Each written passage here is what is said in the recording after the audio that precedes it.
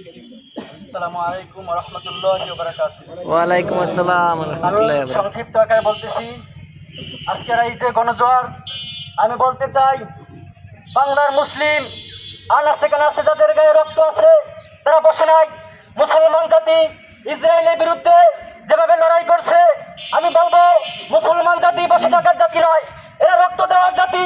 আমাদেরকে আপনারা কিছু মনে করেন না যে আমরা ঘরে বসে থাকার জাতি।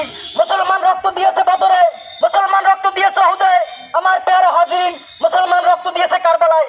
আল্লাহর নবী সাল্লাল্লাহু আলাইহি ওয়াসাল্লাম আজ থেকে প্রায় ১৫০০ বছর আগে ঘোষণা করেছেন, ইন্না বানি ইসরাঈলা তাফাররাকাত আলা সিনতাইন ওয়া সাবঈনা মিল্লাহ কুল্লুহুম ফিন্নার। আমার প্যারা হাজিরিন, ইহুদিগণ কাল কিয়ামতের ময়দানে গাছের পিছনে পালাবে, পাথরের পিছনে পালাবে। পাথর বলবে, ইয়া মুসলিম ইয়া আখি, আমার পিছনে ইহুদি আছে, আমার পিছনে কাফের, আমার পিছনে মুসলিম।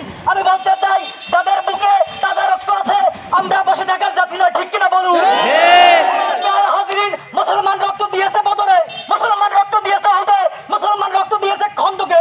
আমার প্যারা হাজিরিন, আজকে তামাম বাংলার মুসলমান দেখতেছে, তামাম পৃথিবীর মানুষ দেখতেছে, আমাদের মায়ের ঘরের সন্তানকে কেড়ে নিয়ে তারা জবাই করছে, দরম দিয়ে দিয়ে তারা ধরে ধরে মায়ের সন্তানকে তারা জবাই করছে। আমরা আজকে বলতে চাই তোমরা গণহত্যা বন্ধ করো, ঠিক কিনা বলুন? আমরা বলতে চাই এই বাংলার জমিন থেকে যদি তোমরা গণহত্যা বন্ধ না করো, এটা হলো আমাদের প্রথম সিগন্যাল। আমরা মাঠে নামতে প্রস্তুত হয়ে যাব, তামাম বাংলার দেশ আমরা ঘেরাও করে ফেলবো, ঠিক কিনা বলুন? রাজনীতির সময় সংক্ষিপ্ত, এখানে আমি শেষ করেছি। আসসালামু আলাইকুম। মৌলানা খায়রুল ইসলাম।